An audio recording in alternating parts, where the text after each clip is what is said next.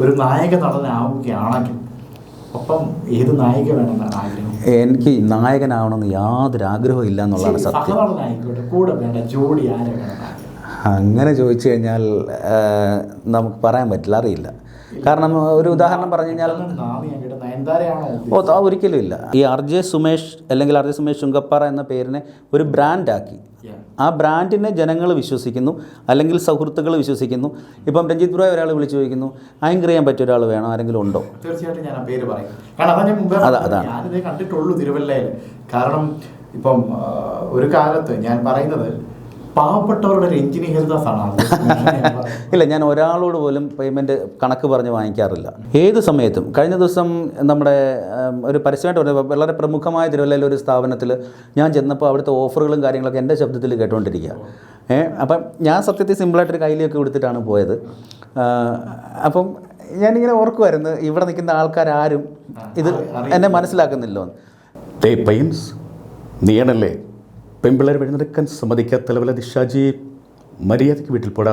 പോയില്ലെങ്കിൽ നിന്റെ പല്ലിൻ്റെ എണ്ണം കുറയും, എല്ലിൻ്റെ എണ്ണം കൂടും.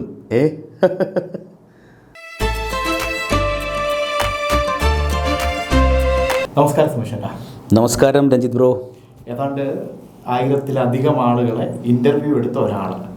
ഇപ്പം ഒരു ഇൻ്റർവ്യൂ കൊടുക്കാനായിട്ട് ഇവിടെ ഇരിക്കുകയാണ്. അല്ല, എങ്ങനെയുണ്ട് ഈ ഒരു അനുഭവം? എങ്ങനെയുണ്ട്? Seriously really amazing. മറ്റൊന്നുമല്ല, ഞാൻ പറഞ്ഞ പോലെ 1000-ലധികം ആൾക്കാരെ ഇൻ്റർവ്യൂ ചെയ്തിട്ടുണ്ട്. അവരെ ചോദ്യങ്ങളൊക്കെ ചോദിച്ച് വെള്ളം കുടിപ്പിച്ചിട്ടുണ്ട്, ചിരിപ്പിച്ചിട്ടുണ്ട്, ചിന്തിപ്പിച്ചിട്ടുണ്ട്. ആദ്യമായിട്ടാണ് തിരുവല്ല മീഡിയ എന്നെ ഇൻ്റർവ്യൂ ചെയ്യുന്ന രീതിയിൽ ഒരു അനുഭവം തരുന്നത്. എന്തായാലും നമ്മൾ വെള്ളം കുടിപ്പിക്കത്തില്ലെന്ന് ആദ്യമേ പറയുക. ഓക്കെ. അപ്പം ഇത്രയധികം ആളുകളെ ഞാനും ഒരുപാട് പ്രാവശ്യം കേട്ടിട്ടുണ്ട്. ഇത്രയധികം ആളുകളെ ഇൻ്റർവ്യൂ ചെയ്ത ആളെ ഇവിടെ വിളിച്ച് വരുത്തി ഒരു ഇൻ്റർവ്യൂ എടുക്കണം എന്നുള്ളത് നമ്മുടെ ഒരു ആഗ്രഹമായിരുന്നു. ഓക്കെ. അങ്ങനെയാണ് സുമേഷ് ചേട്ടനെ ഇവിടെ വിളിച്ചത്. സന്തോഷം. തിരുവല്ലയുടെ സ്വന്തം RJ. അപ്പോൾ RJ സുമേഷ് ചുങ്കപ്പാറ എന്ന ആ ഒരു മനുഷ്യനെ ഞാൻ പരിചയപ്പെടുത്തുന്നത് നല്ലത്. സ്വയം ഒന്ന് പരിചയപ്പെടുത്തും. RJ സുമേഷ്. പേര് തൊട്ട് തുടങ്ങിക്കും. പേര് ശരിക്കും സുമേഷ് എന്നായിരുന്നു. സുമേഷ് കുമാർ KS എന്നാണ് ഒഫീഷ്യൽ നെയിം. അപ്പോൾ മിമിക്രിയിലൂടെയാണ് ഞാൻ ഈ കലാരംഗത്തേക്ക് വരുന്നത്. പ്രീ ഡിഗ്രിക്ക് പഠിക്കുന്ന കാലത്ത് 1998. +2 പഠിച്ച ആളല്ല, അല്ല, പ്രീ ഡിഗ്രി ആയിരുന്നു. പ്രായത്തിൻ്റെ അല്ല, നമ്മുടെ പ്രീ ഡിഗ്രി ഞങ്ങൾക്കും കൂടി ജൂനിയേഴ്സ് ഉണ്ടായിരുന്നു. 98-99 പുതിയ ബാച്ച് വന്നു. ആ ബാച്ചിൻ്റെ ഇതോടുകൂടി പ്രീ ഡിഗ്രി പൂർണ്ണമായിട്ട് നിർത്തലാക്കി പിന്നീട് +2 മാത്രമാക്കി വരികയായിരുന്നു. ഞാൻ ചോദിച്ച മറ്റൊന്നും കൊണ്ടല്ല, കണ്ട 40 വയസ്സിന് താഴെ തോന്നിക്കത്തുള്ളൂ. അപ്പോൾ പ്രീ ഡിഗ്രി പഠിച്ചെന്ന് പറയുമ്പോൾ എനിക്കതൊരു അത്ഭുതമായിട്ട് തോന്നി. എനിക്ക് 40 വയസ്സുള്ളതെന്ന് ആരും പറയില്ല. ആയിരിക്കും. ഓക്കെ. അപ്പം അങ്ങനെ പ്രീ ഡിഗ്രി കാലത്ത് NCCയിലുണ്ടായിരുന്നു. NCCയിൽ 7ാം ക്ലാസ് മുതൽ NCCയിലുണ്ടായിരുന്നു. 7, 8, 9, 10 ഒക്കെ ചെയ്ത് പിന്നെ പ്രീ ഡിഗ്രിക്കും ഡിഗ്രിക്കും NCCയിലുണ്ടായിരുന്നു. ആ സമയത്ത് NCCയിൽ Aയും Bയും Cയും സർട്ടിഫിക്കറ്റ്. അപ്പോൾ ഈ ക്യാമ്പുകളിലൂടെയാണ് ഈ കലാപരമായിട്ടുള്ള എല്ലാ ദിവസവും വൈകിട്ട് ഇതുണ്ട്. അതിന് സ്കൂളിൽ സാഹിത്യ സമാജം എന്ന് പറഞ്ഞ പ്രോഗ്രാമൊക്കെ ഉണ്ട്. അതിലൊക്കെ ആക്റ്റീവായിരുന്നു. അങ്ങനെ എനിക്ക് ഷൈൻ ചെയ്യണമെന്നൊരാഗ്രഹം തോന്നി. പക്ഷേ എനിക്ക് ഡാൻസ് അറിയില്ല, എനിക്ക് പാട്ട് പാടാൻ അറിയില്ല. പാട്ട് ഇപ്പോഴൊക്കെ അത്യാവശ്യം ചെറുതായിട്ടൊക്കെ പാടുമെന്നല്ലാതെ പാട്ട് പാടാറില്ല. അപ്പോൾ പാട്ട് പാടി ആരെയും കയ്യിലെടുക്കാൻ പറ്റില്ല, ഡാൻസ് ചെയ്ത് ആരെയും കയ്യിലെടുക്കാൻ പറ്റില്ല. പിന്നെ നമ്മുടെ ഈ പഠിക്കും 1 തൊട്ട് 9 വരെ 1ാം റാങ്കായിരുന്നു ക്ലാസ്സിൽ. പിന്നെ എങ്ങനെ ചെയ്യാൻ പറ്റും, ആൾക്കാരെ കയ്യിലെടുക്കാൻ പറ്റുമെന്ന് ആലോചിച്ചപ്പോഴാണ് ഈ മിമിക്രി ഒരു കല ആണ്. അതിനു വേണ്ടിയിട്ട് ശരിക്കും ആഗ്രഹിച്ച് ആത്മാർത്ഥമായിട്ട് ശ്രമിച്ച് അതിൻ്റെ ടെക്നിക്ക് പഠിച്ചെടുത്തു സ്വന്തമായിട്ട്. മിമിക്രിയിലോട്ട് ആദ്യമായിട്ട് വരുമ്പോഴാണോ ഈ പേര് ചുങ്കപ്പാറയുടെ പേരിന്? അപ്പം പ്രൊഫഷണൽ സമിതിയിലേക്ക് എത്തിയപ്പോഴത്തേക്കിനും വ്യത്യസ്തമായിട്ട് നമ്മുടെ ഒരു പേര് അന്നത്തെ കാലഘട്ടത്തിൽ എല്ലാ ആർട്ടിസ്റ്റുകളും, ഇപ്പോൾ സുരാജ് വെഞ്ഞാറമൂട് എന്നൊക്കെ പറയുന്ന പോലെ അവരെല്ലാം അവരുടെ സ്ഥലപ്പേരാണ് സ്വന്തം പേരിനൊപ്പം ചേർക്കുന്നത്. അപ്പം ശരിക്കും ഞാൻ തിരുവല്ലയിൽ നിന്നും സുമേഷ് തിരുവല്ല എന്ന് വെക്കാമെന്ന് എല്ലാവരും പറഞ്ഞെങ്കിലും ഈ ചുങ്കപ്പാറയിൽ വേറെ ആരും ഇല്ലാത്തതുകൊണ്ട് ചുങ്കപ്പാറ എന്ന് തന്നെ വെക്കാം. അപ്പോൾ ഒരു വ്യത്യസ്തനായിട്ട് ആ പേരിൽ ഒരിക്കലും ഒരാളിനെ ഉണ്ടാവില്ല എന്ന് ഉറപ്പുള്ളതുകൊണ്ട് അങ്ങനെ ചെയ്യാം എന്ന് വെച്ചു. അങ്ങനെ വെച്ച് സുമേഷ് ചുങ്കപ്പാറയായിട്ട് വേദികളിൽ ഏഷ്യാനെറ്റ്, സൂര്യ, കൈരളി തുടങ്ങിയ സകലമാന ചാനലുകളിലും പ്രോഗ്രാംസ് ചെയ്തു. രസികരാജ, നമ്പർ 1, മിന്നും താരം, കോമഡി സ്റ്റാർസ്, കോമഡി എക്സ്പ്രസ്, അങ്ങനെ കുറേ പ്രോഗ്രാംസ് ചെയ്തു. ടീം സൂപ്പർ സ്റ്റാർസിൻ്റെ കണ്ടസ്റ്റൻ്റ് ആയിരുന്നു. തീർച്ചയായിട്ടും. അങ്ങനെ സുമേഷ് ചുങ്കപ്പാറയായിട്ട് നല്ല രീതിയിൽ ചാനലും ഒക്കെ പ്രോഗ്രാം ചെയ്ത് കൈരളി TV സംപ്രേഷണം ചെയ്ത മായ ബസാർ, ജഗബുക പാർട്ട് 2-ൽ ജയൻ്റെ വേഷം, ഒരു നല്ല വേഷങ്ങളൊക്കെ ചെയ്ത് കള്ളൻ്റെ വേഷമൊക്കെ ചെയ്ത് വന്നുകൊണ്ടിരിക്കുന്ന സമയത്തായിരുന്നു ഒരു ആക്സിഡൻറ്റ് പറ്റുന്നത്. അത് നല്ലൊരു ആക്സിഡൻ്റ് ആയിരുന്നു. കോഴഞ്ചേരി മുത്തൂറ്റ് ഹോസ്പിറ്റലായിരുന്നു. തലയിൽ 18 സ്റ്റിച്ച്, തോളൊടിഞ്ഞ്, കാലൊടിഞ്ഞ്, തിരിഞ്ഞൊക്കെ പോയി അങ്ങനെ മൊത്തത്തിൽ ഡൗൺ ആയി കിടന്നു. ആ സമയത്ത് ആണ് വിദ്യാഭ്യാസത്തിൻ്റെ വില മനസ്സിലാക്കുന്നത്. കേരളത്തിൽ FM റേഡിയോ സ്റ്റാർട്ട് ചെയ്യുന്ന സമയമായിരുന്നു.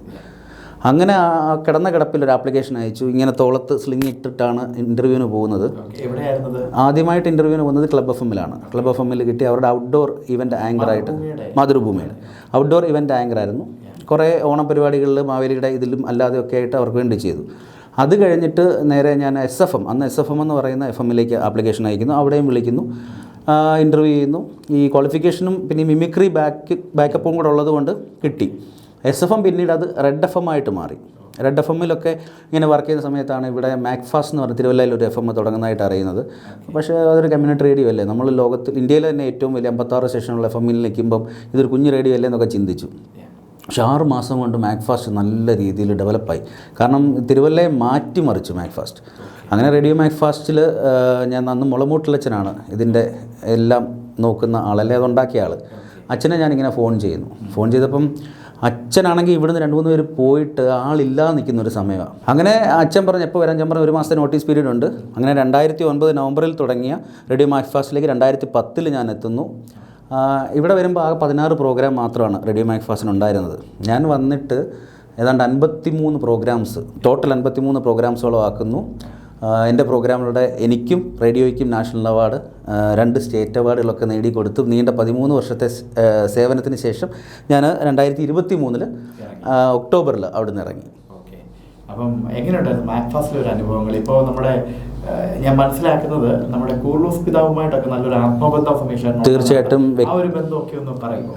പിതാവുമായിട്ടുള്ള ആത്മബന്ധം എന്ന് പറഞ്ഞു കഴിഞ്ഞാൽ ഏത് ഫംഗ്ഷനും മിക്കവാറും ഞാൻ തന്നെ ആയിരിക്കും അവതാരകനായിട്ടിരിക്കുക. അപ്പോൾ അദ്ദേഹം എൻ്റെയും സഹപ്രവർത്തകരുടെയൊക്കെ പേരെടുത്ത് പരാമർശിക്കുന്ന ഒരു വ്യക്തിത്വമാണ്. അദ്ദേഹത്തിൻ്റെ അരമനയിൽ സ്വകാര്യ മുറിയിൽ കയറി ചെല്ലാൻ വേണ്ടി അപ്പോയിൻമെൻ്റ് ഇല്ലാതെയും ചെല്ലാനും അദ്ദേഹമായിട്ട് സംസാരിക്കാനും ഫോണിൽ വിളിക്കാനും ഇടയ്ക്കിടയ്ക്ക് ഞങ്ങൾ എന്തെങ്കിലും വിശേഷങ്ങളോ വേദനകളൊക്കെ വരുമ്പോൾ വാട്സാപ്പ് ചാറ്റിലൂടെ ഞാൻ അദ്ദേഹത്തോട് പറയുകയും അതിന് കൃത്യമായിട്ട് പ്രാർത്ഥനകളും സമാധാനങ്ങളും നൽകുന്ന വളരെ വലിയൊരു വ്യക്തിത്വമാണ്. തീർച്ചയായിട്ടും ഈ അടുത്ത സമയത്തും അദ്ദേഹത്തിൻ്റെ പിറന്നാളിന് ഞാൻ അദ്ദേഹത്തിൻ്റെ വാട്സാപ്പിൽ മെസ്സേജ് അയച്ചിരുന്നു. നന്ദി സുമേഷ്, എല്ലാവരും സുഖമായിട്ടിരിക്കുന്നല്ലോ എന്ന് പറഞ്ഞ് തിരിച്ച് അദ്ദേഹം മറുപടി തരികയും ചെയ്തു. എന്തായാലും തിരുവല്ലയുടെ അഭിമാനമാണ് റേഡിയോ മാക്ഫാസ്റ്റ്. ആ റേഡിയോ മാക്ഫാസ്റ്റ് ഈ ഒരു ലെവലിലേക്ക് ഉയരുന്നതിൽ അതിൽ ഒരു ഭാഗമാകാൻ സുമേഷ് കഴിഞ്ഞിട്ടുണ്ടെന്ന് ഞങ്ങൾ മനസ്സിലാക്കുന്നു. അതിന് പ്രോഗ്രാംസ് ഒക്കെ ഒന്ന് പറയുമോ? ശരിക്കും റേഡിയോ മാക്ഫാസ്റ്റ് ഞാനും വളർന്നു, റേഡിയോ മാക്ഫാസ്റ്റും വളർന്നു, അങ്ങനെ പറയാനാണ് എനിക്കിഷ്ടം. കാരണം എനിക്ക് ഒരുപാട് കഴിവുണ്ട് എന്ന് വിചാരിച്ചിട്ടൊരു കാര്യമില്ല. എനിക്കത് കാണിക്കാൻ ഒരു വേദി വേണം. അവിടെ മാനേജ്മെന്റ് എന്തെങ്കിലും നമ്മളിങ്ങനെയുള്ള കാര്യങ്ങൾ ഇടപെടാറുണ്ടായിരുന്നു? ഒരു വിലക്കുകളുമില്ല. യാതൊരുവിധ ജാതി മത രാഷ്ട്രീയ ചിന്തകളും പാടില്ല എന്നുള്ളതാണ്. തീർച്ചയായിട്ടും മലങ്കര കത്തോലിക്ക സഭയുടെ സ്ഥാപനമാണെങ്കിലും ജാതിപരമായിട്ട് രാഷ്ട്രീയപരമായിട്ടും മതപരമായിട്ടുള്ള ഒരു കാര്യങ്ങളുമില്ല. ഇപ്പോൾ ഉദാഹരണത്തിന് രാവിലെ നമ്മൾ ആരംഭിക്കുന്നത് തന്നെ സുപ്രഭാതം ഹിന്ദു ഭക്തിഗാനത്തോടു കൂടിയാണ് നമ്മുടെ റേഡിയോ സ്റ്റാർട്ട് ചെയ്യുന്നത്. തീർച്ചയായിട്ടും ഇത് തിരുവല്ലക്കാരെന്നല്ല കേരളം മൊത്തം അറിയേണ്ട ഒരു കാര്യം. കൗസല്യ സുപ്രജ എന്ന് പറഞ്ഞിട്ടാണ് റേഡിയോ ഓൺ ആവുന്നത്. അതൊരു ക്രിസ്ത്യൻ സഭ നടത്തുന്ന സ്ഥാപനം എന്ന രീതിയിലാണെങ്കിൽ ഇന്നത്തെ ഒരു കാലഘട്ടത്തിൽ നല്ലൊരു മാതൃകയാണ്. അതെ തീർച്ചയായിട്ടും. അതിനുശേഷം ഒരു ഹിന്ദു ഭക്തിഗാനമാണെങ്കിൽ അടുത്തതൊരു ക്രിസ്തീയ ഭക്തിഗാനമാണ്, അടുത്തതൊരു മുസ്ലിം ഭക്തിഗാനമാണ്. ആ രീതിയിലാണ് അത് മുമ്പോട്ട് പോയിക്കൊണ്ടിരിക്കുന്നത്. ഇപ്പോൾ ഉദാഹരണത്തിന് നമ്മുടെ എടത്വപ്പള്ളി പെരുന്നാളിനെ കുറിച്ച് ചെയ്യാം, ചക്കുളത്തുകാവിലെ നമ്മുടെ പൊങ്കാലയെക്കുറിച്ച് നമ്മൾ പ്രോഗ്രാം ചെയ്യും. ഇപ്പുറത്ത് ഏതെങ്കിലും മുസ്ലിം പള്ളിയുടെ പരിപാടികളുണ്ടെങ്കിൽ അതിനെക്കുറിച്ച്, എന്ന് വെച്ചാൽ ആരെയും പ്രൊമോട്ട് അങ്ങ് ചെയ്യുകയല്ല, ഇതാണ് ഞങ്ങൾ, ഇത് മാത്രമാണ് ഞങ്ങൾ എന്നുള്ളതല്ല. പകരം ഇതെല്ലാം നമ്മുടെ സമൂഹത്തിൻ്റെ ഭാഗമാണ്, അതിന് വേണ്ടതാണ്. എല്ലാവരും ഒരു സഹോദരി മനോഭാവത്തോടു കൂടി ജീവിക്കണം എന്നുള്ളൊരു സന്ദേശമാണ് അവിടെ നൽകുന്നത്. ഒരിക്കലും മതപരമായ ഒരു കാര്യമില്ല. ഞാൻ ഈ വീണ്ടും മിമിക്രിയിലേക്കൊന്ന് തിരിച്ചു പോവുകയാണ്. തീർച്ചയായിട്ടും. അപ്പോൾ മിമിക്രിയിലൂടെയാണ് കലാരംഗത്തേക്ക് എത്തുന്നതെന്ന് പറയും. അതെ. അപ്പം ആദ്യമായിട്ട് നമ്മളൊന്ന് അവതരിപ്പിക്കാൻ ശ്രമിച്ചത് ഏത് കലാകാരനെ? ആദ്യമായിട്ട് അഭിനയിക്കാൻ ശ്രമിച്ചത് നമ്മൾ തുടങ്ങുന്ന സമയത്ത് ഞാൻ ഈ പ്രീ ഡിഗ്രിക്ക് പഠിക്കുമ്പോൾ മീശയൊന്നും ഉണ്ടായിരുന്നില്ല, പൊട്ടി മീശ മാത്രമേ ഉണ്ടായിരുന്നുള്ളൂ. അന്ന് പ്രധാനമന്ത്രി വാജ്പേയി ആയിരുന്നു. അപ്പോൾ ഒരു ദിവസം കണ്ണാടിയുടെ മുമ്പിൽ നിന്ന് ഇങ്ങനെ കണ്ണ് ചിമ്മി ഇങ്ങനെ നോക്കിയപ്പോൾ അന്ന് സാജു കൊടിയനൊക്കെ വാജ്പേയി ചെയ്യുന്ന സമയം. അതുപോലെ എൻ്റെ ഒരു ജ്യേഷ്ഠ സഹോദരനുണ്ട് ദിലീപ് തിരുവല്ല എന്ന് പറഞ്ഞിട്ട്, അദ്ദേഹം ഈ വാജ്പേയും ഋഷഭാവയൊക്കെ ചെയ്യുന്ന സമയമാണ്. അപ്പം ആ മീശയില്ലാത്ത ജോൺ ഹോനായിയെയും വാജ്പേയിയാണ് ഞാൻ ആദ്യമായിട്ട് രൂപത്തിലും ശബ്ദത്തിലും അനുകരിച്ച് തുടങ്ങിയത്. ഫിഗറും അതെ. പിന്നീട് രൂപത്തിൽ മോഹൻലാൽ, ഭീമൻ രഘു, അതുപോലെ മൻസൂർ അലി ഖാൻ, പിന്നെ ജയൻ, അങ്ങനെ വ്യത്യസ്തമായ. അപ്പോൾ സുമേഷ് ഇപ്പോൾ വാജ്പേയിയുടെ കാര്യം പറഞ്ഞു, അതുപോലെ റുസബാവയുടെ കാര്യം പറഞ്ഞു, പിന്നെ നമ്മൾ അനുകരിക്കുന്ന സ്റ്റാറുകൾ ആരൊക്കെയാണ്? ഇപ്പോൾ ഏകദേശം ഒരു 25-30ഓളം സ്റ്റാറുകളെ അനുകരിക്കാറുണ്ട്. ഓക്കെ, എന്തായാലും ഒരു കൗതുകത്തിന് ആരെങ്കിലും ഇഷ്ടമുള്ള ഒരാളെ നമ്മുടെ പ്രേക്ഷകർക്ക് വേണ്ടി ഒന്നാമത്? തീർച്ചയായിട്ടും 1-2 അനുകരിക്കാൻ കുഴപ്പമില്ല. നമുക്കറിയാം രാവണപ്രഭു എന്ന സിനിമ, അതിൽ ഒരു ശ്രീനിവാസൻ IPS എന്ന കഥാപാത്രത്തെ അവതരിപ്പിച്ചത് നമ്മുടെ സിദ്ദിഖ. അപ്പം അദ്ദേഹത്തിൻ്റെ ആ ചിത്രത്തിലെ ഒരു വോയിസ് ഒന്ന് ഇമിറ്റേറ്റ് ചെയ്യാം.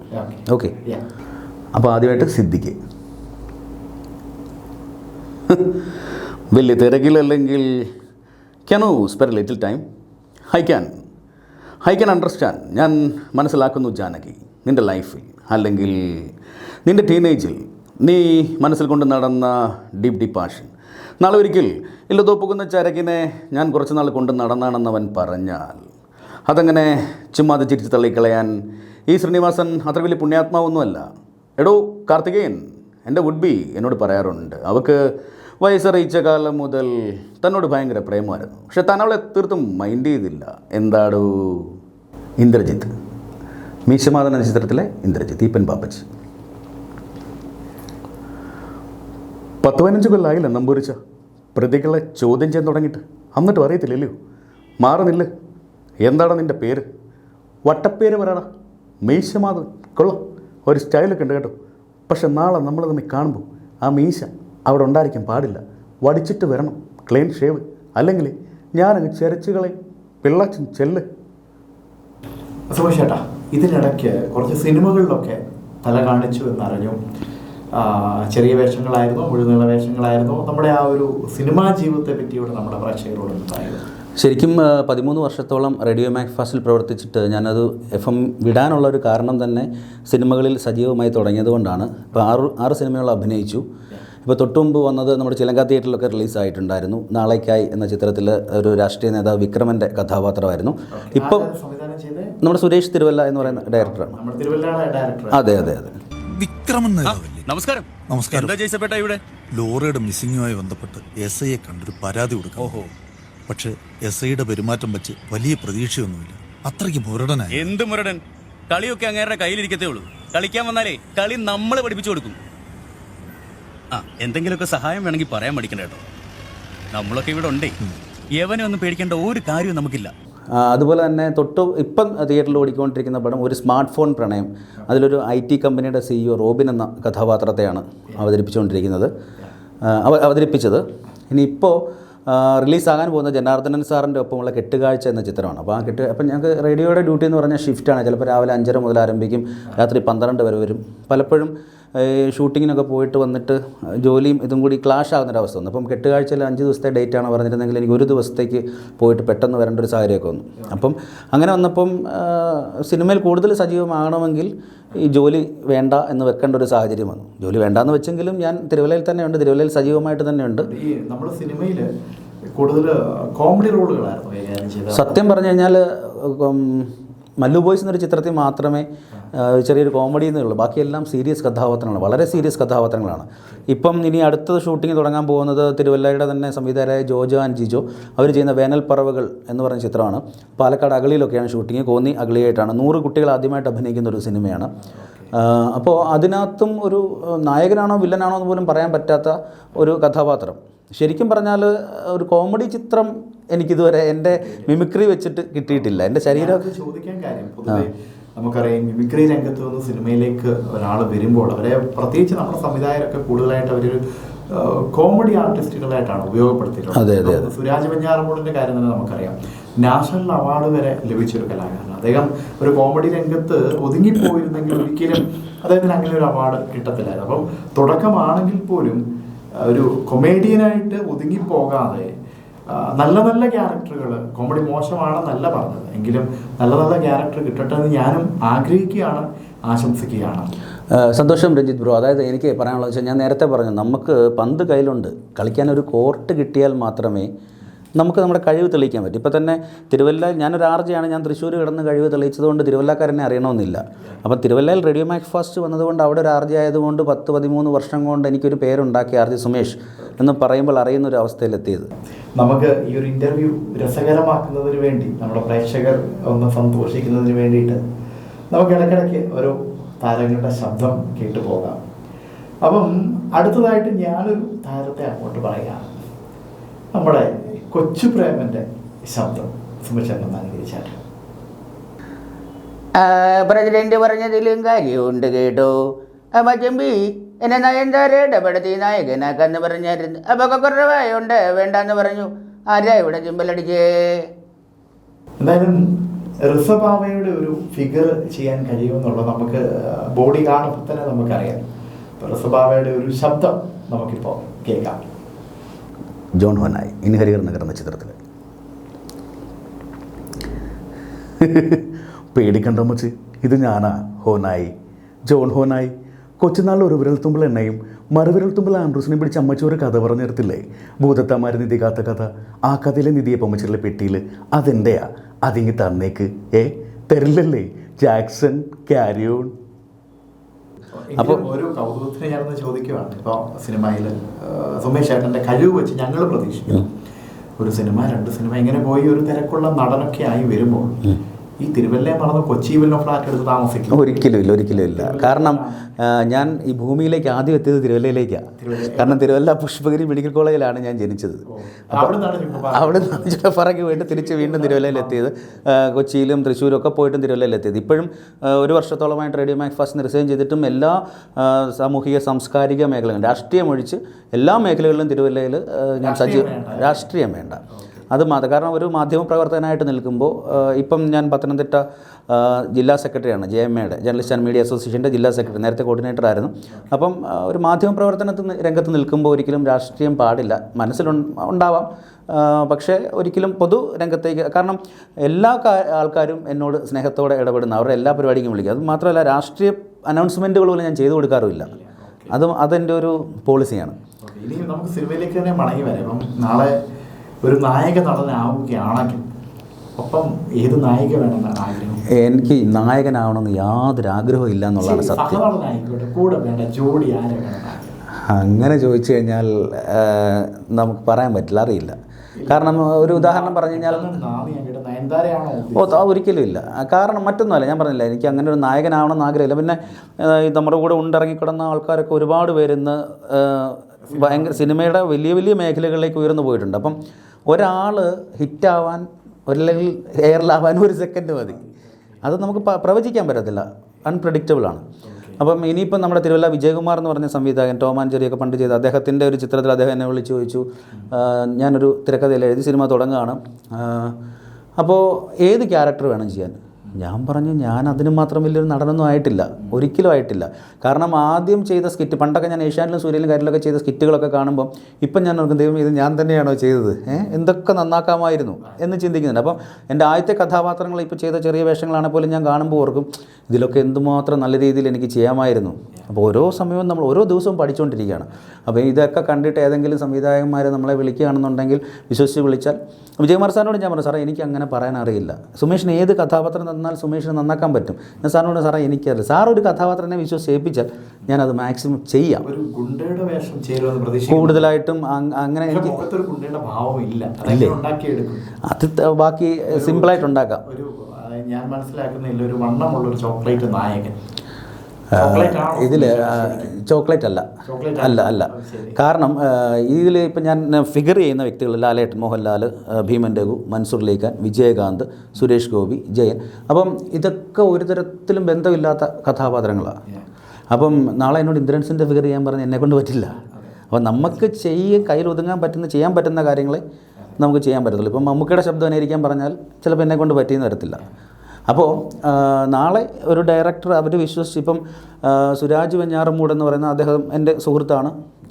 അദ്ദേഹത്തിന് നമ്മുടെ ആക്ഷൻ ഹീറോ ബിജുവിലെ ഓരോ ചെറിയ സീരിയസ് കഥാപാത്രത്തിൽ നിന്നാണ് പിന്നീട് അദ്ദേഹം ലെവൽ മാറിപ്പോയത്. പേരറിയാത്തർ എന്ന ഡോക്ടർ ബിജുവിൻ്റെ ചിത്രത്തിലൂടെ ദേശീയ അവാർഡ് വരെ നേടിയിട്ട് ഇപ്പം എത്രയോ നല്ല നല്ല കഥാപാത്രങ്ങൾ. പക്ഷേ ഇപ്പം നമ്മൾ ആ പഴയ കൊമേഡിയനെ മിസ് ചെയ്യുന്നുണ്ട്. ഏതാ തീർച്ചയായിട്ടും. അതാണ് ഞാൻ പറഞ്ഞത്. അതുപോലെ ഇപ്പം നമ്മൾ സംസാരിച്ചപ്പം തിരുവല്ലയിലുള്ള ചില സംവിധായകരുടെ കാര്യമൊക്കെ പറഞ്ഞു. നമ്മുടെ തിരുവല്ലക്കാർക്ക് ഒന്ന് മനസ്സിലാക്കാൻ വേണ്ടി ഞാൻ ചോദിക്കുകയാണ്, നമ്മുടെ തിരുവല്ലയിലെ ആ ഒരു സംവിധായകരുടെ പേരുകളൊക്കെ ഒന്ന് പറയുമോ? തീർച്ചയായിട്ടും ഒരിക്കലും മറക്കാൻ പറ്റാത്ത കാര്യങ്ങൾ പറയാനുണ്ട്. കാരണം ഇപ്പം ഞാൻ തൊട്ട് മുമ്പ് ചെയ്ത ചിത്രം തിരുവല്ലയുടെ സംവിധായകൻ വളരെ പ്രശസ്തനായ നമ്മുടെ അമരത്തിൻ്റെ പ്രൊഡ്യൂസർ തനിച്ചല്ല ഞാനൊക്കെ ചെയ്തിട്ട് ദേശീയ അവാർഡ് നേടിയ ബാബു തിരുവല്ല, അദ്ദേഹത്തിൻ്റെ മനസ്സ് ദ മൈൻഡ് എന്ന ചിത്രത്തിലാണ് ഞാൻ അഭിനയിച്ചത്. അതിൽ പാട്ട് സീനിലൊക്കെ ഉണ്ട്. അദ്ദേഹത്തിൻ്റെ നായികയുടെ അച്ഛൻ്റെ വേഷമാണ്. അതായത് അതിൽ നായികയായിട്ട് അഭിനയിക്കുന്ന കുട്ടിയുടെ അമ്മ മെയിൻ കഥാപാത്രം അവരാണ്. അതിൽ നായികയുടെ അമ്മ എന്ന് പറയുന്നത് ഷീലു എബ്രഹാമാണ്. അപ്പോൾ ഷീലു എബ്രഹാമിൻ്റെ ഭർത്താവായിട്ടാണ് ഞാൻ അഭിനയിക്കുന്നത്. അപ്പം പാസ്റ്റൊക്കെയാണ് കാണിക്കുന്നത്. അപ്പം എന്നെ ബാബുച്ചായൻ വിളിക്കുന്നു, സുമേഷ് എവിടെ? ഞാൻ പറഞ്ഞു ഞാൻ ഷോയിലാണ്. എടാ ഒരു വേഷം ഉണ്ടായിരുന്നു, പെട്ടെന്ന് വരണം. ഞാൻ പറഞ്ഞു അയ്യോ ഞാൻ പെട്ടെന്ന് പറഞ്ഞു ഞാൻ എങ്ങനെ വരുന്നത്? അപ്പം കുഴപ്പമില്ല ഞാൻ പിന്നെ വിളിച്ചോളാം എന്ന് പറഞ്ഞു. അപ്പോൾ രാഷ്ട്രീയ നേതാവിൻ്റെ വേഷമാണെന്ന് പറഞ്ഞു. അപ്പോൾ ഞാൻ തൊട്ടുമുമ്പ് ചെയ്തതും രാഷ്ട്രീയ നേതാവായതുകൊണ്ട് ഒരു മടിയും വന്നു. എന്തായാലും പിറ്റേ ദിവസം വീണ്ടും ചെല്ലാൻ പറഞ്ഞു. ഞാൻ ചെന്നപ്പോൾ നല്ല കട്ടിമീശയും താടിയൊക്കെ വെച്ച് നിന്നപ്പോൾ എന്നോട് പറഞ്ഞു എടാ പഴയ കാലത്തുള്ളതാണ്, ഈ ചെയിനും കാര്യങ്ങളെല്ലാം ഒന്ന് ഊരി മാറ്റണം, ഗോൾഡും വാച്ചൊക്കെ മാറ്റിയിട്ട് ജുബ്ബ ഇട്ടിട്ട് വരണം, മീശ ഫുള്ള് ഷേവ് ചെയ്ത് കളയാൻ പറഞ്ഞു. ഷീലി ചേച്ചി അവിടെ ഉണ്ട്. അങ്ങനെ പെട്ടെന്ന് പോയി ഷേവ് ഒക്കെ ചെയ്തിട്ട് പെട്ടെന്ന് വന്ന് ആ മാറ്റം കണ്ടിട്ട് ഷീലി ചേച്ചിക്ക് പോലും മനസ്സിലായില്ല. എന്തായാലും അത് നല്ലൊരു എക്സ്പീരിയൻസ് ആയിരുന്നു. അതുപോലെ ബാബുച്ചാൻ്റെ പടം കഴിഞ്ഞിട്ട് അതുപോലെ ഏറ്റവും അടുപ്പമുള്ള ഒരു വ്യക്തിയാണ് നമ്മുടെ ബ്ലസ്സിച്ചാൻ. ബ്ലസ്സിച്ചാൻ്റെ കാഴ്ച കണ്ടതിന് ശേഷം അന്നത്തെ ബൂത്തിൽ കയറി കറക്കി ഒന്ന് സംസാരിക്കാനുള്ള കൊതിവ് കൊണ്ട് കോളേജ് പഠിക്കുമ്പോൾ ഞാൻ വിളിച്ചിട്ടുണ്ട്. വിളിച്ചപ്പോൾ അദ്ദേഹത്തിൻ്റെ ഭാര്യ എടുത്തത്. അപ്പോൾ ഞാൻ ചോദിച്ചു ബ്ലസ്സി സാറുണ്ടോ? ഇല്ലല്ലോ, പുറത്ത് പോയിരിക്കുകയാണ്. ഓക്കെ ശരി, ഞാൻ ഒന്ന് സംസാരിക്കാൻ വേണ്ടി വിളിച്ചാണ്, ഒരു ചാൻസൊക്കെ ചോദിക്കണമെന്നുണ്ട്. പക്ഷേ അന്ന് മിമിക്രിയൊക്കെ ചെറുതായിട്ടുണ്ടല്ലോ വെച്ചു. പക്ഷേ ആ ദൈവം തന്നൊരു അനുഭവം എന്ന് വെച്ച് കഴിഞ്ഞാൽ അദ്ദേഹത്തിൻ്റെ വീട്ടിൽ പോകാൻ, അദ്ദേഹത്തിൻ്റെ സ്വകാര്യ തിയേറ്ററുണ്ട് വീട്ടിനകത്ത്, അദ്ദേഹത്തിനോട്ടിരുന്ന് ഭക്ഷണം കഴിക്കാൻ, 10-14 വർഷം ഒരുമിച്ച് പല ഫംഗ്ഷനുകളിൽ പങ്കെടുക്കാൻ, അല്ലെങ്കിൽ ചായ കൊണ്ടു തന്ന അദ്ദേഹത്തിൻ്റെ വൈഫ് ഞാൻ സുമേഷിൻ്റെ പ്രോഗ്രാം സ്ഥിരമായിട്ട് കേൾക്കാറുണ്ട്, എനിക്ക് ഭയങ്കര ഇഷ്ടമാണ്. അന്നൊന്ന് സംസാരിക്കാൻ കൊതിച്ച എനിക്ക് അത്രത്തോളം അടുപ്പം, പേഴ്സണലായിട്ട് ചാറ്റ് ചെയ്യാനും വിളിക്കാനുമുള്ള സ്നേഹം, ഏത് ഫംഗ്ഷനിൽ ഒരുമിച്ചുണ്ടെങ്കിൽ അദ്ദേഹം നമ്മുടെ പേരെടുത്ത് പരാമർശിക്കുന്ന ഒരു എക്സ്പീരിയൻസ്. അപ്പോൾ തിരുവല്ലയിലുള്ള പ്രധാനപ്പെട്ട പുതിയ സംവിധായകരെ കൂടെ ഒന്ന് പറയുമോ? മറ്റുള്ള സംവിധായകരെന്ന് പറഞ്ഞു കഴിഞ്ഞാൽ നമുക്കറിയാം ബ്ലസ്സിച്ചാൻ്റെ തന്നെ അസിസ്റ്റൻ്റ് ആയിരുന്ന സാമിൻ്റെ സുഹൃത്താണ് സാം പെരിങ്ങര. ഓട്ടം എന്ന ചിത്രമൊക്കെ സംവിധാനം ചെയ്തായിരുന്നു. അതുപോലെ തന്നെ സംവിധായകരെക്കുറിച്ച് മാത്രം പറയുകയാണെങ്കിൽ വിജയകുമാർ തിരുവല്ല, അദ്ദേഹം ടോം ആൻഡ് ജെറി എന്ന് പറഞ്ഞ ചിത്രം ഇപ്പോൾ തന്നെ ചെയ്യാൻ പോകുന്നു. അതുപോലെ മറക്കാൻ പറ്റാത്ത മറ്റൊരാൾ സുരേഷ് തിരുവല്ല, അദ്ദേഹം കുറേ ചിത്രങ്ങൾ ചെയ്തു, കുപ്പിവിള, ഓർമ്മ, ഇപ്പം ലാസ്റ്റ് 8 കാഴ്ച ഇറങ്ങാൻ പോകുന്നു. പിന്നെ ഇപ്പം പുതിയ പടം വേനൽപ്പറവുകൾ ചെയ്യാൻ പോകുന്നു ജോജോ ആൻഡ് ജിജോ. അങ്ങനെ ഇത്രയധികം സംവിധായകർ നമ്മുടെ ഈ ഒരു കൊച്ചു നാട്ടിലൊന്നുണ്ടല്ലേ? എത്ര പിന്നെ കെ ജി ജോർജ് സാറിനെ ഒന്നും മറക്കാൻ പറ്റത്തില്ലല്ലോ. എത്രയോ മഹത്തരമായ ആൾക്കാരാണ്. അപ്പം ഇപ്പോഴും വന്നു. ഇപ്പം ഞാൻ സത്യത്തിൽ അഭിനേതാക്കളുടെ കാര്യം ചോദിക്കുന്നേ ഇല്ല, അഭിനേതാക്കളെയും നിർമ്മാതാക്കളെയും ചോദിക്കാതിരിക്കുകയാണ്, അത്രത്തോളം ഉണ്ട്. അതെ, നീണ്ടുകൊണ്ടേയിരിക്കും. അതെ, തീർച്ചയായിട്ടും. ഒരു കലാകാരന്മാർക്ക് വളക്കൂറുള്ളൊരു മണ്ണായിട്ട് നമ്മുടെ നാട് മാറുന്നത്, അല്ലെങ്കിൽ ഇവിടുന്ന് ഇത്രയും സ്വപ്നം കാണുന്നവരുടെ എണ്ണം കൂടുന്നതിൽ നമുക്കും ഒത്തിരി സന്തോഷമുണ്ട്. അവിടെ അതിൽ ഒരു കാര്യം പറഞ്ഞിട്ടില്ല, ആരെങ്കിലും വിട്ടുപോയെങ്കിൽ ക്ഷമിക്കണം. മറ്റൊന്നുമല്ല, എനിക്ക് നേരിട്ട് പരിചയമുള്ള, ഞാൻ ഇടപെട്ടിട്ടുള്ള ആൾക്കാരെ മാത്രമേ പരാമർശിച്ചിട്ടുള്ളൂ. നമ്മുടെ ഇന്റർവ്യൂ സംപ്രേഷണം ചെയ്യുമ്പോഴത്തേക്ക് ചിലപ്പോൾ ഒരു സംവിധാനം കൂടി അതെ. അപ്പോൾ ആരെങ്കിലും പെട്ടെന്നാണ് ഇവിടെ വളർന്നുകൊണ്ടിരിക്കും. പക്ഷേ ഇവിടെ ഞാൻ ശ്രദ്ധിച്ച മറ്റൊരു കാര്യം, ഇപ്പം റേഡിയോ മാക്ഫാസ്റ്റിലെ ഒരു RJ ആയിട്ട് സുമേഷ് ചേട്ടൻ പേരെടുത്തത്, തിരുവല്ലയിൽ പേരെടുത്തത്, അതിനുശേഷം ഇപ്പോൾ സിനിമകളിലേക്ക് അവസരങ്ങൾ കിട്ടി. ഇപ്പോൾ സാധാരണഗതിയിൽ ഒരു സിനിമയ്ക്കകത്തിൽ ഒരു സീനിൽ മുഖം കാണിക്കുന്ന ആളുകൾ പോലും ഉദ്ഘാടനം ചെയ്യാനും അല്ലെന്നുണ്ടെങ്കിൽ അവരുടെ ഒരു ലെവല് മാറിയെന്ന് അവർ സ്വയം ചിന്തിക്കുകയാണ്. ആ സാഹചര്യത്തിൽ ഞാൻ ഇപ്പോഴും ഒരു പെട്ടിക്കടയുടെ ഉദ്ഘാടനം തൊട്ട് വലിയ ഒരു മൾട്ടി സ്പെഷ്യാലിറ്റി ഹോസ്പിറ്റലിൻ്റെ ഉദ്ഘാടനം വരെ ആണെങ്കിലും RJ സുമേഷ് എന്ന് പറയുന്ന ആൾ അവിടെയുണ്ട്. വലിപ്പച്ചെറുപ്പം നോക്കാതെ ഒരു അവതാരകനായിട്ട്, അനൗൺസറായിട്ട്, കോമ്പയറിങ് ചെയ്യാനായിട്ട് അവിടെയുണ്ട്. അത് ശരിക്കും നമ്മുടെ ഇപ്പോഴത്തെ കലാകാരന്മാർ മാതൃകയാക്കേണ്ട ഒരു കാര്യമാണ്. ഇങ്ങനെ നമ്മൾ പ്രോഗ്രാംസ് നമ്മളെ വിളിക്കുമ്പോൾ ചെറുതെന്നോ വലുതെന്നോ വ്യത്യാസമില്ലാതെ ഇത് പോകാനുള്ള ഒരു മനസ്സ്, അതിനെപ്പറ്റി ഞാനൊന്ന് ചോദിക്കും. അതിന് ആദ്യം തന്നെ നന്ദി പറയേണ്ടത് ആ വിശ്വാസം അർപ്പിക്കുന്ന വ്യക്തികളോടാണ്. അത് ഈ പറഞ്ഞ പോലെ കഴിഞ്ഞ ദിവസം തന്നെ ഒരു ഹോസ്പിറ്റലിൻ്റെ ഓക്സിക്യൂർ എന്ന് പറഞ്ഞിട്ട് പോളിക്ലിനിക്ക് കോട്ടയത്ത്, അതിൻ്റെ ആങ്കറിങ് മന്ത്രി വാസവൻ സാറായിരുന്നു ഉദ്ഘാടനം.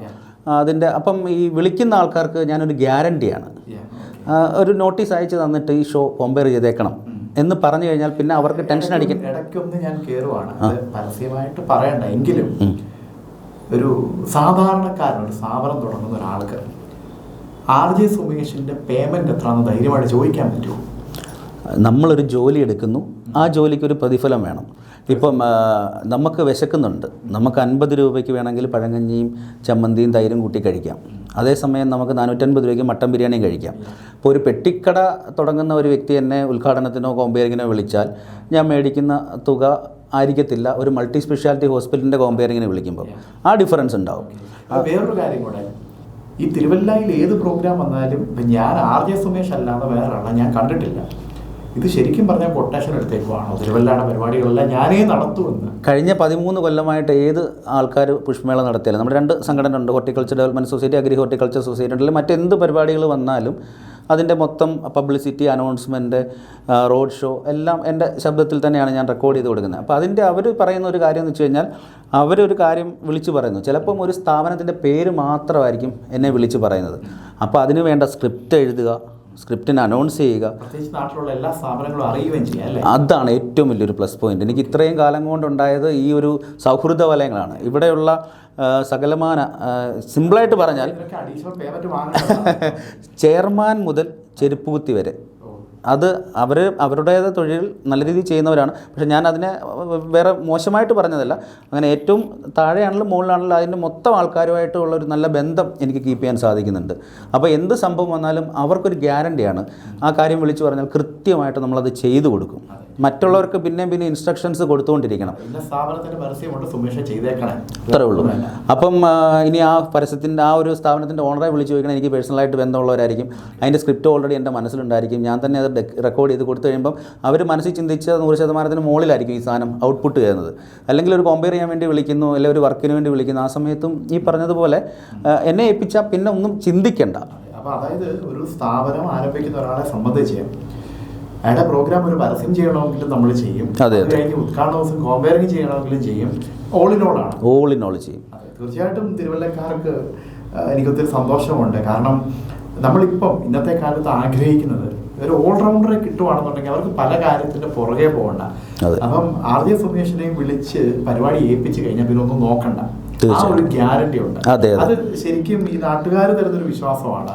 അത് തിരിച്ചും കൊടുക്കുന്നുണ്ട്. തീർച്ചയായിട്ടും RJ സുമേഷ് എന്ന് പറയുന്ന വ്യക്തിയുടെ വളർച്ചയിൽ തിരുവല്ല എന്ന് പറയുന്ന സ്ഥലവും തിരുവല്ലയിലെ ആളുകളും വലിയൊരു പങ്ക് വഹിച്ചിട്ടുണ്ടല്ലേ? 100%. ഈ RJ സുമേഷ് അല്ലെങ്കിൽ RJ സുമേഷ് ചുങ്കപ്പാറ എന്ന പേരിനെ ഒരു ബ്രാൻഡാക്കി.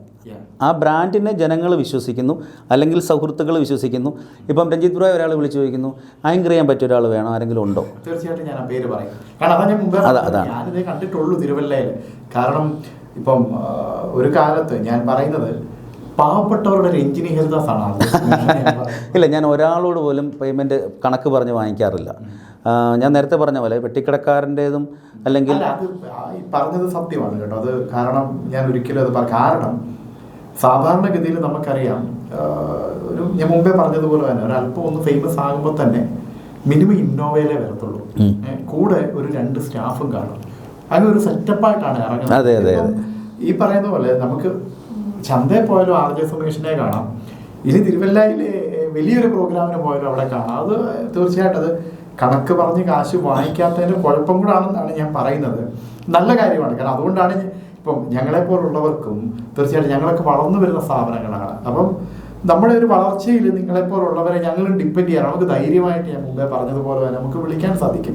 അപ്പോൾ അത് നാളെ വലിയൊരു നടനായി കഴിയുമ്പോൾ ഉദ്ഘാടനത്തിനൊക്കെ വിളിക്കുന്ന സമയത്ത് ഇതേ സ്വഭാവം തന്നെ പോട്ടെന്ന് ഞാൻ ആശംസിക്കുകയും കൂടെ ചെയ്യുകയാണ്. തീർച്ചയായിട്ടും ഞാൻ പറഞ്ഞില്ലേ, ഒരു നല്ല പേയ്മെൻ്റ് ഉള്ള പ്രോഗ്രാമാണെങ്കിൽ ഞാൻ കാറിന് പോകും. അപ്പോൾ അവർ ചെറിയൊരാൾ വിളിച്ചു കഴിഞ്ഞാൽ ഞാൻ ചിലപ്പോൾ കാർ എടുക്കത്തില്ല. കാരണം അവിടെ നിന്ന് തരുന്ന പൈസ എനിക്ക് കാറിൽ ഡീസൽ അടിക്കാനേ കാണത്തുള്ളൂ. അപ്പം ഞാൻ എന്ത് ചെയ്യും, ബുള്ളറ്റേ പോകും.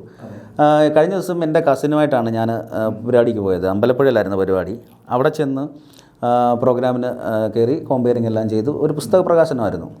അപ്പോൾ അവന് ഒരു HOD ആണ്, X-ray department, Ernakulam hospital, Fathima hospital. Programme 3/4 മണിക്കൂർ കൊണ്ട് കഴിഞ്ഞു.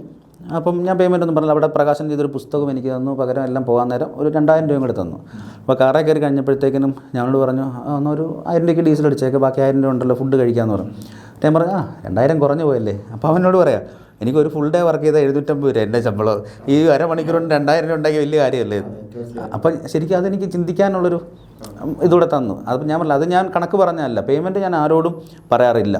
ഒരിക്കലും പറയാറില്ല. അവർ തരുന്നത് പലപ്പോഴും കുറഞ്ഞു പോകാറുണ്ട്, ഒരുപാട് സ്ഥലത്ത് കുറഞ്ഞു പോകാറുണ്ട്. മീൻസ് 2000 രൂപ മുടക്കി പോയിട്ട് 1500 കിട്ടിയ ചരിത്രങ്ങളൊക്കെ ഉണ്ട് മൊത്തം ചിലവായിട്ട്. പക്ഷെ ഞാൻ കണക്ക് പറയാറില്ല. അതുകൊണ്ടാണ് ഈ ആളുകളുടെ ആ ഒരു വെറുപ്പ് സമ്പാദിക്കുക, നമുക്ക് ആ ഒരു സ്നേഹം കൂടുതൽ കിട്ടുന്നതിൻ്റെ ഒരു കാരണം കൂടെ. അതെ അതെ. അതാണ്. മറ്റൊന്ന്, ഈ പുഷ്പമേളകളൊക്കെ വരുമ്പോൾ ഇപ്പം RJ സുമേഷ് എന്ന് മുമ്പേ പറഞ്ഞ പോലെ തന്നെ RJ സുമേഷ് എന്ന് പറയുന്ന ഒരു ബ്രാൻഡ്, ആ വോയിസ് അതെനിക്ക് എവിടെ നിന്നാലും തിരിച്ചറിയും. അപ്പോൾ നമ്മളൊക്കെ വണ്ടി ഓടിച്ച് പോകുമ്പോൾ പുഷ്പമേളയുടെ സമയത്ത് ഈ പരസ്യങ്ങൾ കേൾക്കുമ്പോൾ ഈ ശബ്ദം കേൾക്കാറുണ്ട്. സുമേഷ് ഏട്ടൻ ഇങ്ങനെ പുറത്തു പോകുമ്പോൾ നമ്മുടെ സ്വന്തം ശബ്ദം കേൾക്കുമ്പോൾ നമുക്ക് തോന്നുന്ന ഒരു വികാരം എന്താണ്? അത് എനിക്ക് മോളുണ്ട്, ഇപ്പം 3ാം ക്ലാസ്സിലാണ്, 9 വയസ്സായി. ഞാൻ പെട്ടെന്ന് എവിടെയെങ്കിലും പോകുന്ന സമയത്ത് പ്രതീക്ഷിക്കാതെ അവളെ കാണുമ്പോൾ എനിക്ക് എന്ത് സന്തോഷമായിരിക്കും തോന്നുന്നത്. ആ ഒരു ഫീലാണ്. എൻ്റെ ശബ്ദമാണല്ലോ ആ കേൾക്കുന്നത്. ഇത്ര ഈ 13 വർഷം, 13 കലാരംഗത്ത് വന്നിട്ട് 26 വർഷം. ആ ആദ്യ വർഷം ഉള്ള ആ സന്തോഷം തന്നെ 26ാം വർഷത്തിലുണ്ട്. ഏത് സമയത്തും. കഴിഞ്ഞ ദിവസം നമ്മുടെ ഒരു പരസ്യമായിട്ട് പറഞ്ഞ വളരെ പ്രമുഖമായ തിരുവല്ലയിലെ ഒരു സ്ഥാപനത്തിൽ ഞാൻ ചെന്നപ്പോൾ അവിടുത്തെ ഓഫറുകളും കാര്യങ്ങളൊക്കെ എൻ്റെ ശബ്ദത്തിൽ കേട്ടുകൊണ്ടിരിക്കുക. അപ്പം ഞാൻ സത്യത്തിൽ സിമ്പിളായിട്ടൊരു കയ്യിലൊക്കെ കൊടുത്തിട്ടാണ് പോയത്. അപ്പം ഞാനിങ്ങനെ ഓർക്കുമായിരുന്നു, ഇവിടെ നിൽക്കുന്ന ആൾക്കാരും ഇത് എന്നെ മനസ്സിലാക്കുന്നില്ലോ. പണ്ട് റേഡിയോയിൽ ഒരു എക്സ്പീരിയൻസ് പറയുകയാണെങ്കിൽ സച്ചിൻ എന്ന് പറഞ്ഞൊരു പയ്യനുണ്ടായിരുന്നു പുടിയാടിയിൽ, എൻ്റെ കട്ട ഫാനായിരുന്നു. അങ്ങനെ അപ്പം ഞാൻ ശബരിമലയ്ക്ക് പോകാൻ വേണ്ടിയിട്ട് താടിയെല്ലാം നല്ല രീതിയിൽ വളർത്തി, മുടിയെല്ലാം വളർത്തി ഇങ്ങനെ സിമ്പിൾ കറുത്ത കയ്യിലേക്ക് കൊടുത്ത് ഇങ്ങനെ നിൽക്കുക. അപ്പോൾ ആ സമയത്ത് അപ്പം ഞാൻ ഓടി വന്നു, എന്നിട്ട് ചോദിച്ചു, ചേട്ടാ റേഡിയോയിലെ സുമേഷ് ചേട്ടനൊന്ന് കാണാൻ പറ്റുമോ? ഞാൻ പറഞ്ഞു പിന്നെന്താ, അതൊന്ന് കാണിക്കും. ഞാൻ പറഞ്ഞു ഞാനാണ് സുമേഷ്. അപ്പോൾ എന്നെ ഇങ്ങനെ നോക്കിയിട്ട് ഞാൻ ചോദിച്ചെന്ത് പറ്റി? അല്ല ഞാനൊരു ജെൻറ്റിൽമാനെയൊക്കെ പ്രതീക്ഷിച്ചു എന്ന് പറഞ്ഞ ഒരു അനുഭവമുണ്ട്. അപ്പം എൻ്റെ ശബ്ദവും രൂപവും തമ്മിൽ യാതൊരു ബന്ധവും ഇല്ലെന്നാണ് എൻ്റെ ഒരു വിശ്വാസം. അതിനെനിക്ക് നന്ദി പറയാനുള്ളത് ലാൽ സാർ എന്ന് പറഞ്ഞ റെഡ് FM ഒരു പ്രോഗ്രാം ഹെഡുണ്ട്. അദ്ദേഹം, ഞാൻ പറയാണ്, ഞാൻ സിഗരറ്റ് വലിക്കുന്ന ഒരാളല്ല, പക്ഷേ എൻ്റെ ശബ്ദം, ഞാൻ 26ാം വയസ്സിലാണ് റെഡ് FM ചെല്ലുന്നത്. ഇപ്പം 42 വയസ്സ് കഴിഞ്ഞു. അപ്പോൾ ശബ്ദം കുട്ടികളുടെ ശബ്ദം പോലെ ഇത്രയും സിമ്പിളാണല്ലോ എന്ന് വിചാരിച്ചിട്ട് ഈ ഷോയ്ക്ക് കയറുന്നതിന് മുമ്പ് ഈ സ്റ്റെയറിൻ്റെ അടിയിൽ പോയി നിന്നിട്ട് സിഗരറ്റ് വലിക്കാൻ നോക്കും, ശബ്ദത്തിന് ബാസ് കിട്ടാൻ വേണ്ടി. പക്ഷേ അവിടെ നിന്ന് ചുമക്കുന്നുണ്ട്. സാറിനോട് വന്ന് ചോദിച്ചു എന്ത് കാണിക്കുക? ഞാൻ പറഞ്ഞു സാറേ, ഇനി എന്നോട് ഫ്രണ്ട്സൊക്കെ പറഞ്ഞു ഇങ്ങനെ ചെയ്താൽ നല്ലതാന്ന് പറഞ്ഞു. ഒരിക്കലും പോലും പ്രോത്സാഹിപ്പിക്കുന്ന ആളല്ല. ഫസ്റ്റ് ടൈം ട്രൈ ചെയ്യുക. സാർ ഇത് മേടിച്ച് ഔട്ടിട്ട് പറഞ്ഞടാ, ഇപ്പം നിനക്ക് 26 വയസ്സ്, നീ ഇതൊരിക്കലും വലിക്കാതിരിക്കുകയാണെങ്കിൽ നിൻ്റെ 42ാം വയസ്സിൽ നിനക്ക് ഈ ശബ്ദം കീപ്പ് ചെയ്യാൻ പറ്റും. 42 എന്നല്ല, 40കളിലും. അത് കറക്റ്റാണ്, സത്യമാണ്. ഇപ്പോഴും എൻ്റെ ശരീരത്തിൻ്റെ ശബ്ദമല്ല, പക്ഷേ റേഡിയോ കൂടെ കേൾക്കുന്നവർ ഒരിക്കലും എൻ്റെ ഈ രൂപമല്ല പ്രതീക്ഷിക്കുന്ന, ഒരു പയ്യനെ ആയിരിക്കും പ്രതീക്ഷിക്കുന്നത്. അപ്പോൾ ആ ശബ്ദത്തിന് വേണ്ടിയിട്ടും കൂടി അല്ലാതെ ഞാൻ പറയുന്നു, പുകയൊക്കെ വലിക്കുന്നുണ്ടെങ്കിൽ ആരും വലിക്കാതിരിക്കുക. സുമേഷ് ചേട്ടൻ ആദ്യമായിട്ട് മിമിക്രി രംഗത്തേക്ക് വന്നപ്പോൾ പറഞ്ഞല്ലോ, അനുകരിച്ച ഒരു താരമാണ് നമ്മുടെ മൺമറഞ്ഞു പോയ യശസ്വരീനായ പ്രിയപ്പെട്ട, നമ്മുടെ എല്ലാം പ്രിയപ്പെട്ട ജയൻ്റെ ശബ്ദം. നമുക്ക് വേണ്ടി, നമ്മുടെ പ്രേക്ഷകർക്ക് വേണ്ടി നമ്മുടെ അനശ്വര നടൻ ജയൻ്റെ ശബ്ദം ഒന്ന് അനുകരിക്കുമോ?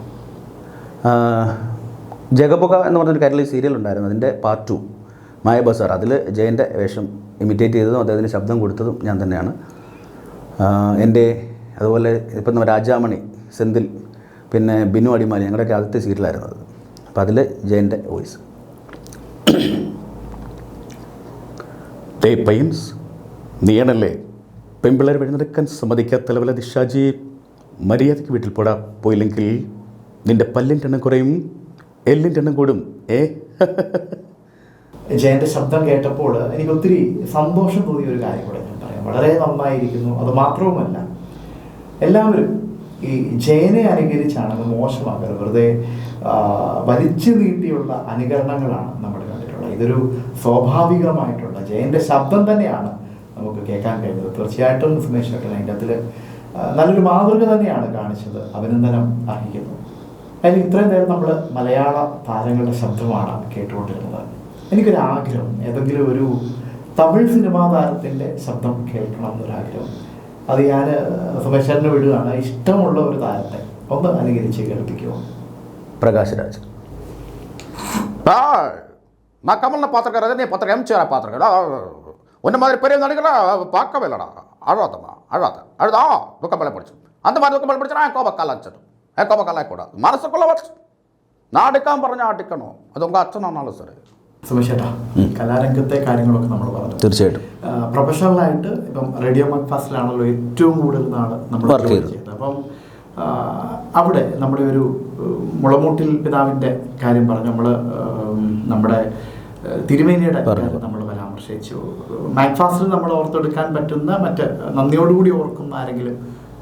തീർച്ചയായിട്ടും ഞാൻ ഈ റെഡ് എഫ് എമ്മിൽ നിന്ന് മാക്ഫാസ്റ്റിലേക്ക് വരുന്നത് കുറച്ച് അഹങ്കാരത്തോടെ അല്ല തലക്കനത്തോടു കൂടിയായിരുന്നു. വലിയൊരു ഇന്ത്യയിലെ ഏറ്റവും വലിയ FM റേഡിയോ എന്നൊരു കമ്മ്യൂണിറ്റി റേഡിയോയിലേക്ക് വരുന്നു എന്നുള്ളത്. പക്ഷേ എന്നെ കുറേ മോൾഡ് ചെയ്തെടുത്ത ഒരു വ്യക്തിയുണ്ട്. അദ്ദേഹം ഇന്ന് നമ്മോടൊപ്പം ഇല്ല. മറ്റാരും അന്നത്തെ നമ്മുടെ station director V George Mathew. അദ്ദേഹത്തിന് ഈ ജീവിതത്തിൽ മറക്കാൻ പറ്റത്തില്ല. അദ്ദേഹം നമ്മളെ വിട്ടുപിരിഞ്ഞു പോയി. പിന്നീട് അതിനുശേഷം വന്നത് കുറ്റൂർ രാധാകൃഷ്ണൻ. പിന്നെ മറക്കാൻ പറ്റാത്തത് തുടക്കം മുതൽ ഞാൻ ഇറങ്ങുന്നിടം വരെ എൻ്റെ കൂടെ ഉണ്ടായിരുന്ന സൗണ്ട് എഞ്ചിനീയർ വി പ്രവീൺ. പറയാനാണെങ്കിൽ ഒരു ഇത്രയും വർഷത്തിൽ ഒരുപാട് പേരുണ്ടാവും. അതെ, ഒരുപാട് അച്ഛന്മാരും കന്യാസ്ത്രീകളും സ്റ്റുഡൻസും അധ്യാപകരും അങ്ങനെ ഒരു വലിയ ലിസ്റ്റ് തന്നെയുണ്ട്. അപ്പം ഏറ്റവും കൂടുതൽ ഇതുള്ള 2-3 പേരെ ഞാൻ പരാമർശം, മറ്റേ ആരും പറയാൻ തുടങ്ങിയാൽ ഒരുപാടുണ്ട്. ഇടയ്ക്ക് മറ്റൊരു കാര്യം കൂടെ, നമ്മൾ കുടുംബത്തെ പറ്റിയൊക്കെ പറഞ്ഞു, അച്ഛനും അമ്മയെ പറ്റി, അച്ഛനമ്മയുണ്ടോ? തീർച്ചയായിട്ടും അച്ഛനും ഉണ്ട്, അമ്മയുണ്ട്, പിന്നെ അനിയനുണ്ട്, അനിയൻ്റെ 2 കുട്ടികൾ, വൈഫ്, എല്ലാവരും ഉണ്ട്. അച്ഛൻ്റെ അമ്മയുടെ പേര്? അച്ഛൻ്റെ പേര് സുകുമാരക്കുറുപ്പ്, അമ്മ ശ്യാമളകുമാരി. ഇവർ രണ്ടുപേരും ചുങ്കപ്പാറയിൽ തന്നെയാണ്. മകന് ഈ രംഗത്തേക്ക് പോയപ്പോൾ അവരുടെ ഭാഗത്ത് എന്തെങ്കിലും എതിർപ്പുണ്ടായിരുന്നു? തീർച്ചയായിട്ടും ഞാൻ 10ാം ക്ലാസ് കഴിഞ്ഞപ്പോൾ തന്നെ അച്ഛൻ്റെ ബ്യൂട്ടി പാർലറിൽ ചെന്നിട്ട് എനിക്ക് എന്നെ പഠിപ്പിക്കണം, ജോലി ചെയ്യണം, പറ്റത്തില്ല, നീ പ്രീ ഡിഗ്രിക്ക് പോകാൻ പറഞ്ഞു. പ്രീ ഡിഗ്രി കഴിഞ്ഞ് വീണ്ടും ചെന്നു.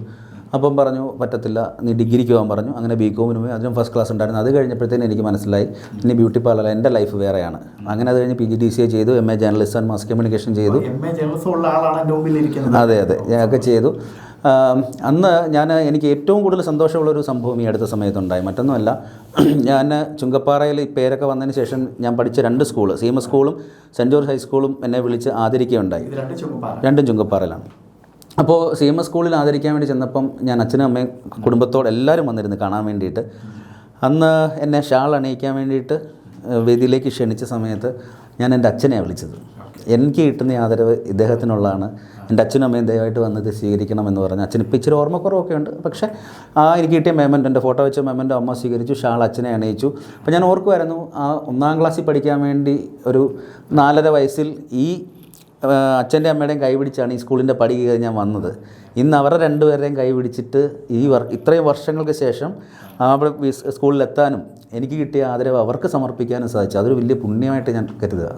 തീർച്ചയായിട്ടും ഈ ഒരു ഗുരുത്വമാണ് സുമേഷ് ഏട്ടൻ്റെ വിജയത്തിന് പിന്നിലെന്ന് ഞാൻ പറയും. കാരണം നമ്മുടെ പ്രേക്ഷകരോടുകൂടി ഞാൻ പറയുകയാണ്. അപ്പോൾ RJ സുമേഷ് എന്ന ആളെ ഒരു സെലിബ്രിറ്റി ആയിട്ടായിരുന്നു ഞാൻ കാണുന്നത്. പക്ഷേ ഞങ്ങളൊക്കെയുള്ള ആ ഒരു സ്നേഹം, കരുതൽ, ഇടപെടലെല്ലാം ഒരുപാട് എനിക്കിഷ്ടമാണ്, ഒരു മാതൃകയാണ്. കാരണം എന്നും സുമേഷായിട്ട് നമ്മളെ ഒന്ന് വിളിച്ച് സംസാരിക്കുമ്പോൾ പോലും ഞാൻ ഫ്രീ ആണോ എന്ന് ചോദിച്ചിട്ടാണ് അദ്ദേഹം സംസാരിക്കുന്നത്. എനിക്ക് തോന്നുന്നു എല്ലാവരോടും അദ്ദേഹം ഇങ്ങനെ തന്നെയായിരിക്കും. പ്രത്യേകിച്ച് വലിപ്പച്ചെറുപ്പമില്ലാതെ ആളുകളെ ബഹുമാനിക്കാനും സ്നേഹിക്കാനുമുള്ള അതിലെല്ലാം ഉപരിയായിട്ട് ഒരു സഹോദരൻ എന്നുള്ള ഒരു സ്ഥാനത്താണ് സുമേഷ് ഏട്ടൻ ആളുകളോടൊക്കെ ഇടപെടുന്നത്. തീർച്ചയായിട്ടും ഇതൊക്കെ നമ്മുടെ മുന്നോട്ടുള്ള വഴിയിൽ, കാരണം ആ ഒരു സ്നേഹമുള്ളത് കൊണ്ടാണ് നമ്മളും ഇപ്പോഴും വിളിക്കുന്നത്, സംസാരിക്കുന്നത്.